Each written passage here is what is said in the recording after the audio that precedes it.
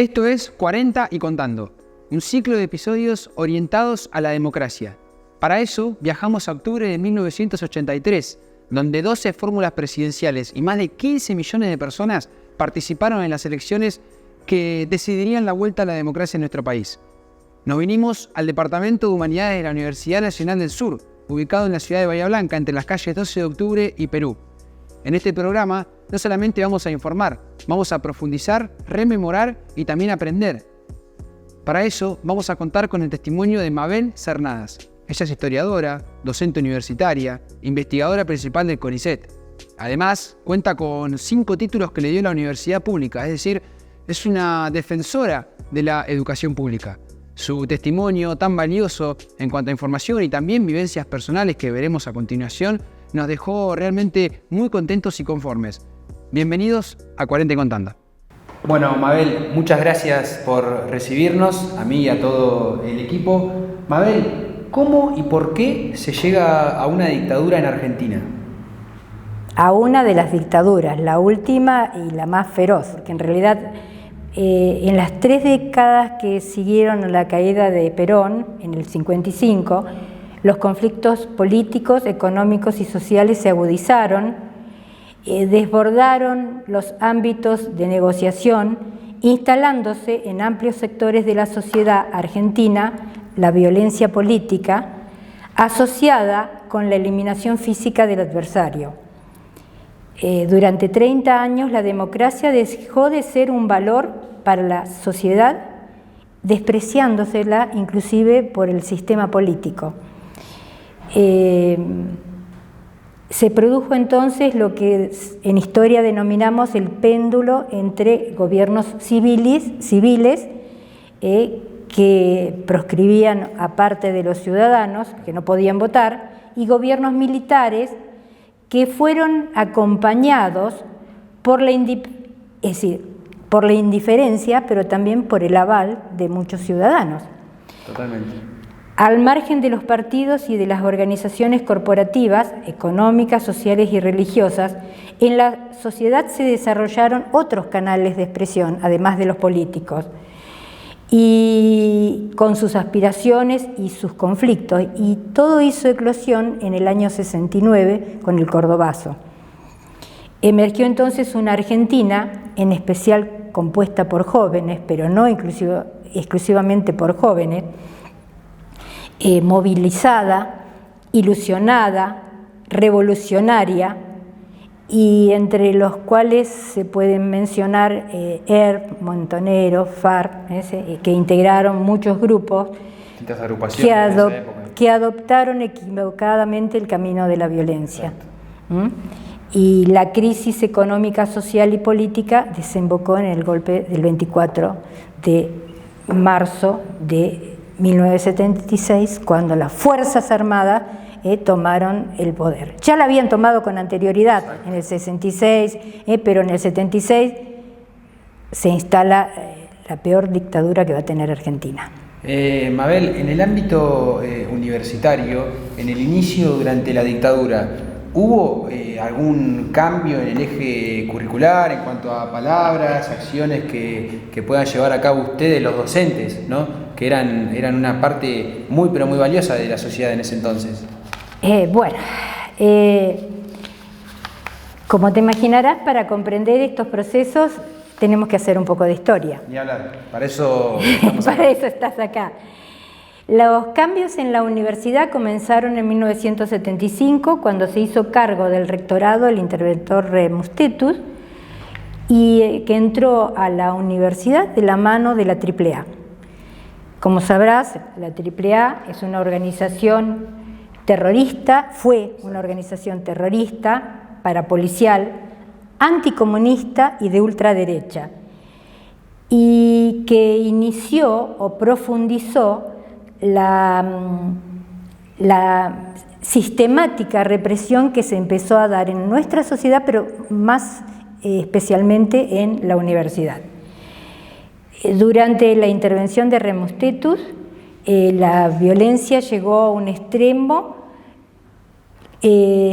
por la constitución de un cuerpo de seguridad y vigilancia que comenzó a operar en las instalaciones de la universidad. Es decir, lo mismo que pasaba en las calles, que le pasaba al ciudadano común de esa época, le pasaba a los estudiantes, por ejemplo, acá en este mismo departamento donde estábamos, ¿era tan así?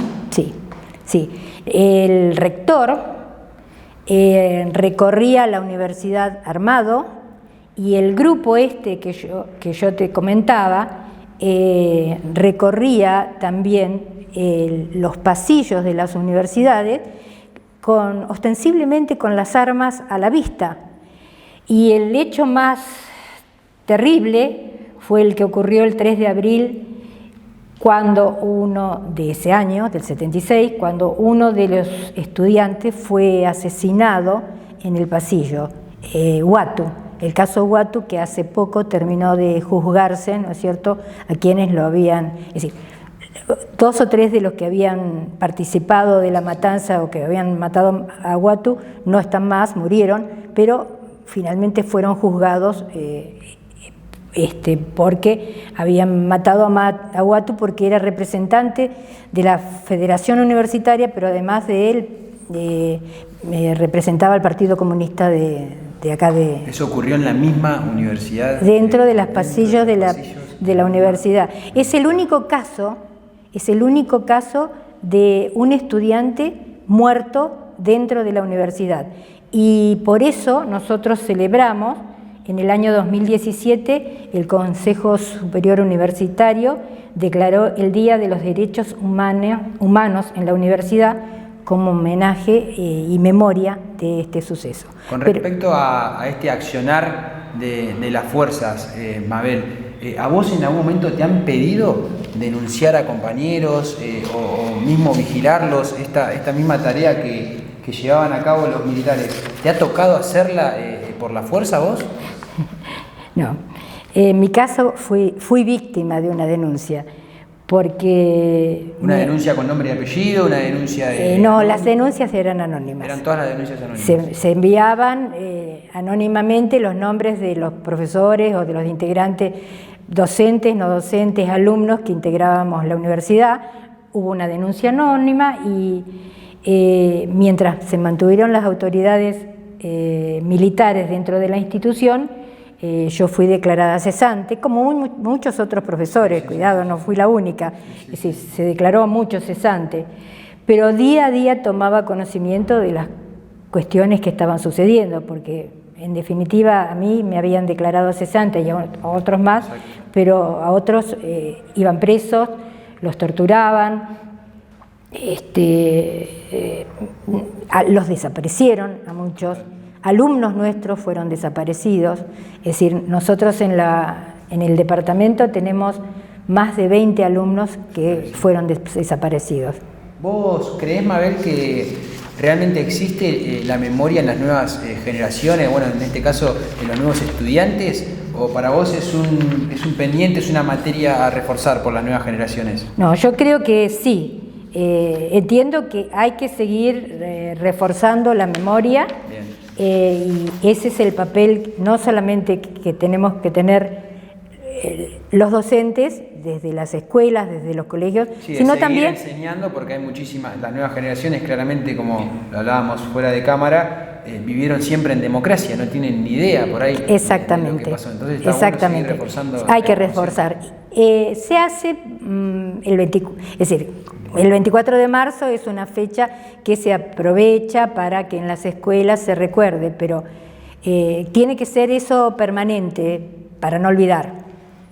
¿Y qué te genera a vos, en un contexto actual, qué te genera que algunos personajes mediáticos o políticos del día de hoy minimicen o hasta nieguen los accionares de la fuerza militar? ¿Qué visión tenés sobre eso?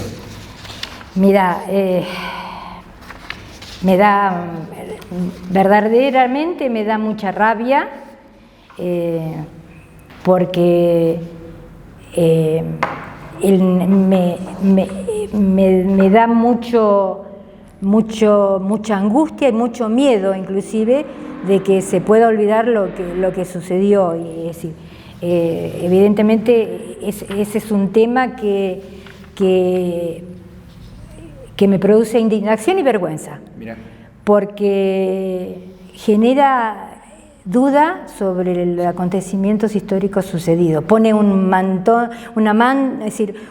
mancha sobre los acontecimientos históricos que sucedieron, y entiendo que a mi criterio hay una intencionalidad. Coincido, y además estos testimonios de los que hablamos muchas veces o casi siempre vienen acompañados del periodismo.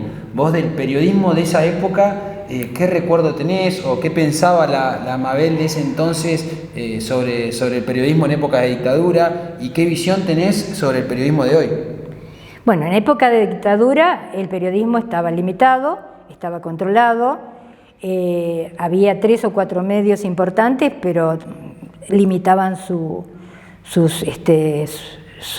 informaciones y sus presentaciones, y cuando vos leías las revistas o los periódicos de aquella época, la única información era sobre los subversivos que se habían eliminado, y en la universidad, que era una especie de generador de subversivos, y entonces aparecían profesores, alumnos, todos involucrados, porque habían leído libros marxistas o libros de izquierda, ¿no es cierto? Entonces, ese periodismo era muy intencionado, y vos me preguntás cómo hoy veo el periodismo. Y bueno, siempre y cuando siendo conscientes que obviamente detrás de toda empresa de medios existen los intereses económicos, claro, y políticos, pero bueno, creo que en ese sentido se ha avanzado bastante con respecto al tratamiento de la temática, ¿no? Claro. ¿Qué opinás? Yo soy de la época en que los únicos medios que informaban era la prensa escrita, la radio y la televisión. Internet se ha consolidado como un canal de comunicación muy importante y masivo, y pueden escuchar información desde el lugar que se te ocurra, desde computadoras personales, celulares, tablets y todo tipo de dispositivos móviles que yo no conozco, porque en realidad evidentemente me superan y que probablemente mis nietas ya conocen, ¿no es cierto? Pero yo entiendo que, por lo menos volviendo el periodismo cada vez los 24 de marzo sobre este tema, e insistiendo la escuela, el colegio, insistiendo con estos temas, yo creo que puede de alguna manera influir para que las generaciones jóvenes sepan lo que pasó. Exacto, claro. Exacto. ¿Qué significa memoria, verdad y justicia, Mabel? Como yo decía siempre en mis clases, nunca más al autoritarismo, cuando hablábamos del nunca más a la falta de diálogo, y el nunca más es un documento muy importante, porque de alguna manera es el nombre que se elaboró en el año 1984, la Comisión de Desaparición de Personas, la CONADEP, la Comisión Nacional de Desaparición de Personas. Fue el informe que solicitó Alfonsín, el presidente Alfonsín, y que el informe recogió los testimonios de miles de personas que habían sido asesinadas, desaparecidas, violadas, torturadas, exiliadas, y es un documento que constituye la memoria, que constituyó la memoria, sostenida por la democracia y la defensa de los derechos humanos. Y yo siempre recuerdo que al entregar el documento, el presidente de la CONADEP, que era en ese momento Ernesto Sábato, sí, el literato, el novelista, indicó: después de la verdad, ahora la justicia. Y fue cuando empezaron a hacerse los juicios contra la Junta, en el año 85. En el año 2002, Eduardo Duhalde estableció el Día Nacional de la Memoria, la Verdad y la Justicia. Mabel, muchísimas gracias. De nada. El 30 de octubre de 1983, Raúl Alfonsín fue elegido presidente tras 7 años y meses de dictadura militar. En múltiples sentidos, aquella jornada marcó un antes y un después para la historia argentina y su sistema político. Las crónicas de ese día dan cuenta de un escrutinio lento. Los datos tardaban en llegar y, como suele suceder, los búnkers de los dos protagonistas proclamaban la victoria. Finalmente se iban a conocer los resultados. Raúl Alfonsín triunfaba con el 51,75% de los votos frente al 40,16% del peronismo. Más allá de los números, ese día trascendió a todo resultado. El pueblo pudo elegir presidente después de 7 años y 7 meses de dictadura. Es difícil no presumir que en miles y miles de hogares en todo el país, ese día más de uno tenía preparado un traje, un saco, un pantalón, un elegante sport o, en el caso de las damas, un bello atuendo para lucir y a la hora elegida concurrir a la escuela en la que debía sufragar para luego comenzar a esperar los resultados de la elección. Aquel domingo, excepto algún local cuyo dueño se arriesgaba a una clausura de ser detectado por alguna autoridad policial de que atendía al público, que solo podría adquirir en todo caso atados de cigarrillos o golosinas, todo el resto de los comercios estaban cerrados. La única excepción eran los kioscos de diarios y, por cierto, estuvieron abiertos solo algunas horas en la mañana, ya que en casi todo el país las ediciones de los matutinos duraron solo un par de horas. Todo aquel que en el bolsillo tenía algún peso se llevaba al menos un ejemplar. Los canales de televisión y las distintas emisoras radiales, que desde al menos una hora antes del inicio de los comicios, que se celebrarían de 8 de la mañana a 6 de la tarde, comenzaron a poner al aire emisiones especiales y serían el único medio con el que contaría la población para conocer lo que ocurriría en aquella jornada electoral y, naturalmente, el vehículo para conocer los resultados del escrutinio provisorio cuando llegara la noche. Nadie podía presagiar a qué hora se confirmaría un resultado. Agradezco el esfuerzo porque ha sido la participación de la ciudadanía argentina en su conjunto lo que ha garantizado que este proceso de democratización de los argentinos culminara con éxito, expresó el presidente electo. El flamante presidente, luego de la famosa frase "un médico allá a la izquierda, por favor", continuó: "Yo les pido que comprendan que iniciamos una nueva etapa en la Argentina. Es necesario, absolutamente necesario, que todos comprendamos que este día en el que inauguramos una nueva etapa en la Argentina, inauguramos un largo periodo de paz y de prosperidad, y de respeto por la dignidad del hombre y de los argentinos. Acá hemos ido a una elección, hemos ganado, pero no hemos derrotado a nadie, porque todos hemos recuperado nuestros derechos". ¿Qué es la megacausa Zona 5? Por definición, una megacausa es un tramo jurídico que comprende varios tramos jurídicos individuales dentro de un mismo proceso. En este caso, la megacausa Zona 5, que tiene lugar en el Tribunal Oral Federal de la ciudad de Bahía Blanca, comprende 12 tramos individuales dentro, en el marco de una misma causa mayor. Estamos hablando de 38 imputados, de más de 300 víctimas, de más de 200 testigos que han declarado, que han tenido su compromiso con la justicia a lo largo de más de 400 sesiones. Zona 5 por la zona militar en la cual se operaba durante el periodo de facto de la República Argentina. Hablamos desde la ciudad de Bahía Blanca hasta lo más austral del país, hasta Ushuaia, comprendiendo La Pampa, Neuquén, Río Negro, Santa Cruz, Chubut e incluso la propia Tierra del Fuego. Para interiorizarnos más con uno de los juicios más importantes en la historia de la Argentina, hablamos con el doctor Walter Larrea, especialista en casos de lesa humanidad. Walter Larrea, mucho gusto por recibirnos en su estudio, realmente muy buena predisposición para esta entrevista. ¿Cómo está viviendo estas semanas? Una parte del año donde se mezclan dos cuestiones importantes, las elecciones, pensar en el futuro del país, pero al mismo tiempo usted está en un apartado donde hay que cerrar heridas del pasado también y que los responsables tengan su condena. Es algo muy importante que a veces se nos olvida para pensar en el futuro, cerrar el pasado. Sí, efectivamente, una coyuntura esta donde se conjugan quizás dos aspectos en apariencia disímiles, pero que no lo son tanto, ¿no? Por un lado, la perspectiva de transitar una etapa electoral, donde los argentinos y las argentinas decidiremos quiénes serán las personas que rijan los destinos del país, con todo lo que esto implica. Habida cuenta de haber tenido unas elecciones primarias abiertas, simultáneas y obligatorias el pasado domingo 13.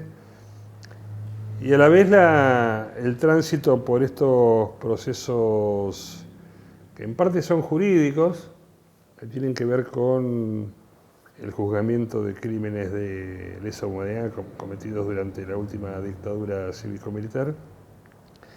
Y digo en parte son jurídicos porque la construcción de la memoria como categoría política social excede ampliamente lo jurídico y tiene que ver con la educación, con los proyectos de vida, con el contrato social que el conjunto del pueblo argentino ha suscrito hace ya algún tiempo y que ciertamente y lamentablemente a veces parece estar puesto en tensión. Pero bueno, en lo personal lo vivo con mucha emoción, la posibilidad de celebrar 40 años de democracia y aprestarnos a un nuevo turno electoral, independientemente incluso de cuál pueda ser ese resultado.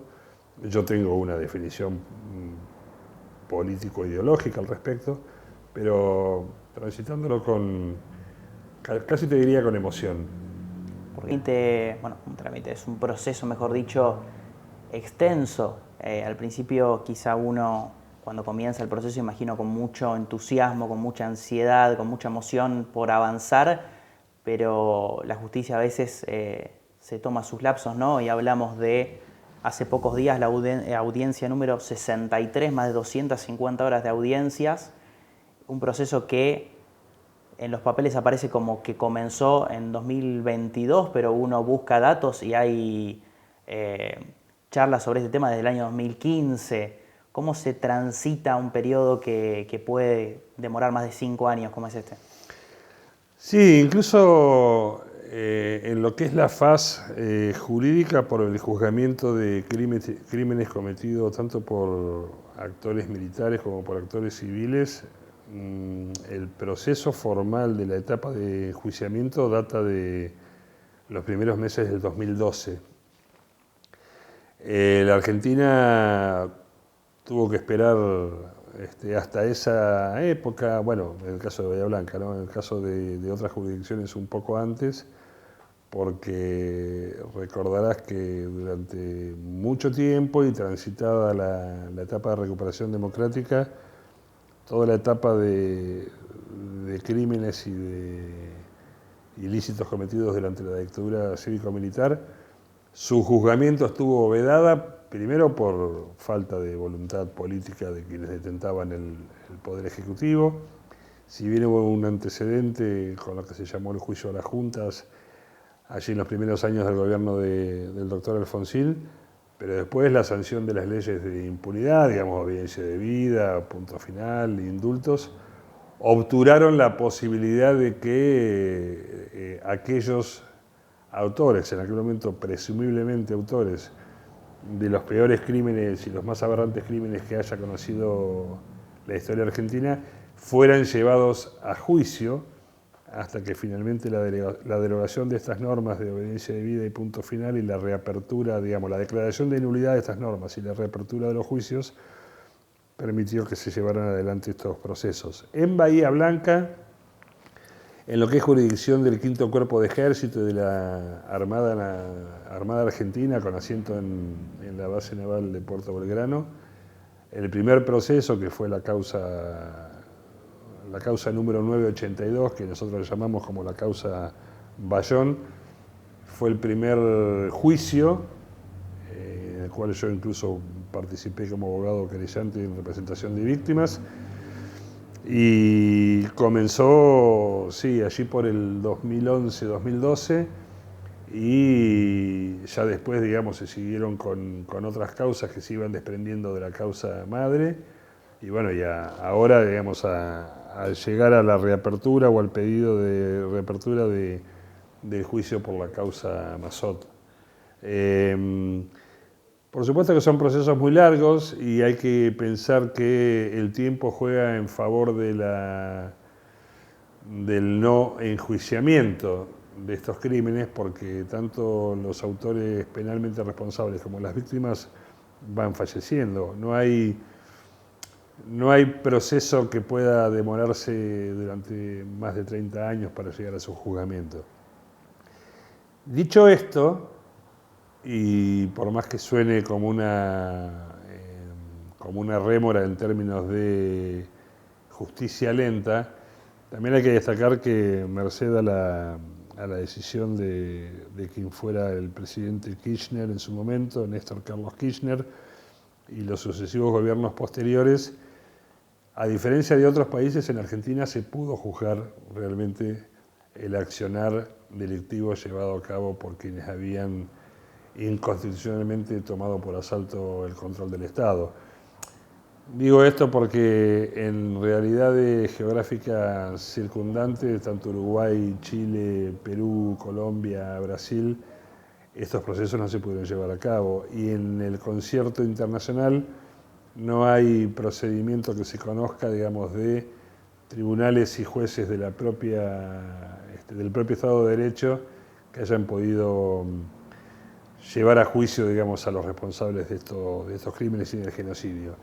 El caso de la Guerra de los Balcanes, la ex Yugoslavia, se constituyó un tribunal especial para la ex Yugoslavia con sede en La Haya.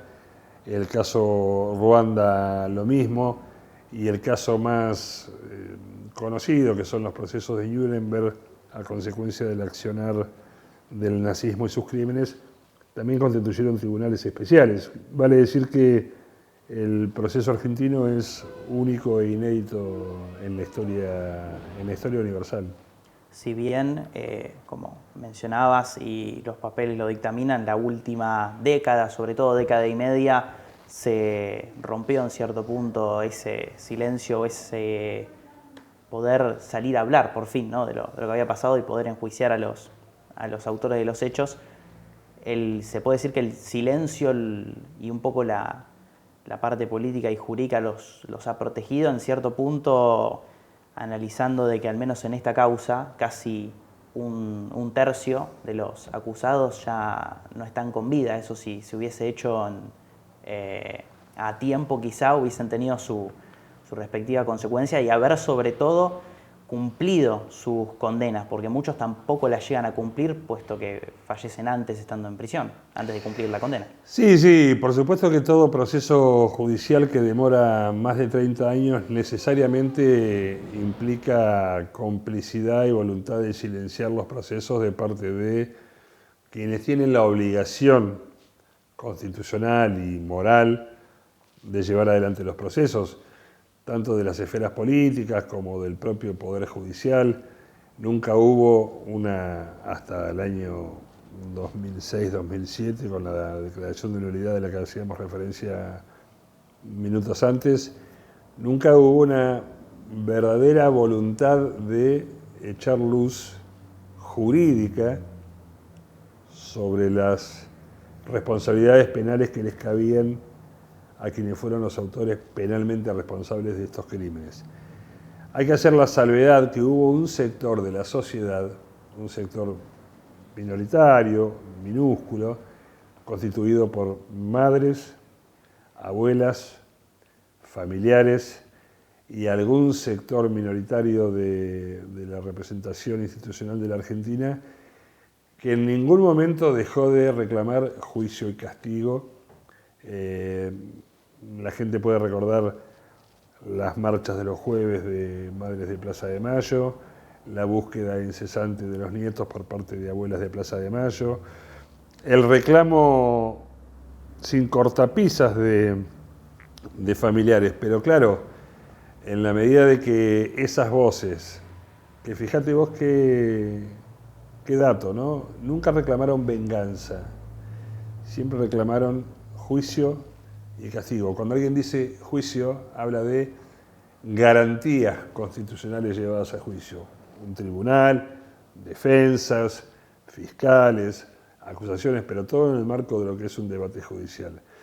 Esas voces, decía, minoritarias, fueron las que personalmente creo que mantuvieron vivo el reclamo y la memoria, aún en condiciones muy adversas, en innumerables oportunidades, para que el conjunto de la sociedad argentina no pudiera, aun cuando lo intentara, meter bajo la alfombra uno de los momentos más trágicos de la historia de nuestro país. La Argentina ha estado signada desde el momento de su gestación, digamos, por crímenes políticos. la dictadura cívico-militar que arrasó el país del 76 al 83 y que fue cabalmente autora de un genocidio, no fue la primera experiencia de violencia estatal dirigida hacia los conciudadanos. La campaña del desierto y el exterminio de los pueblos originarios, la represión a anarquistas, a sindicalistas sobre el final del siglo XIX y el principio del XX, en ocasión del centenario, la ley de residencia que posibilitaba en los albores del siglo XX expulsar a todo aquel extranjero que fuera díscolo o que viniera a reclamar derechos, constituyen hitos insoslayables en la historia de la violencia política desde el aparato estatal. Lo que ocurre es que la dictadura del 76 al 83 tuvo tal envergadura, tuvo tan cuantitativamente tanta víctima y tuvo unas consecuencias tan atroces, consecuencias que aún hoy se están viviendo, que me parece que la convierte en una referencia, bueno, de carácter ineludible. Todo aquello que demora tanto tiempo en ser juzgado y que posibilita la inmunidad o la impunidad biológica es una cuenta que hay que anotar en el debe de las deudas de la democracia argentina. De todos modos, y paradojalmente, y vuelvo al concepto, Argentina tiene el orgullo o la satisfacción o se puede parar en el Concierto Internacional de las Naciones con la frente muy alta, en el sentido de que aún habiendo pasado tanto tiempo y aún habiendo alcanzado la impunidad para los autores de los crímenes y la falta de respuesta para las víctimas y familiares, aún con esos elementos, Argentina es un ejemplo en el mundo. El golpe del 24 de marzo de 1976 instaló la dictadura más sangrienta de la historia argentina y una de las más perversas y violentas registradas en el mundo. No dejemos que se vuelva a repetir. Hoy, nuestro país se ha convertido en pionero en la defensa de los derechos humanos y las libertades civiles. La democracia es el legado más importante que debemos cuidar. Es la protección de las libertades y la certeza de que los gobernantes tienen que responder ante la gente con compromiso y responsabilidad. Es la posibilidad de construir, con nuestras ideas, nuestro trabajo y nuestra esperanza, un país mejor. Para vos, ¿qué es la democracia? Democracia es el derecho a elegir, algo que se luchó durante muchos años y que hay que saber cuidar. La democracia es una forma de gobierno en la cual el ciudadano puede expresarse libremente de distintas formas y que nadie nos puede venir a reprimir o oprimir. Es la libertad de la persona. También lo mismo, tener libertad, de estar un poquito mejor también, tener mejores opciones para muchas cosas.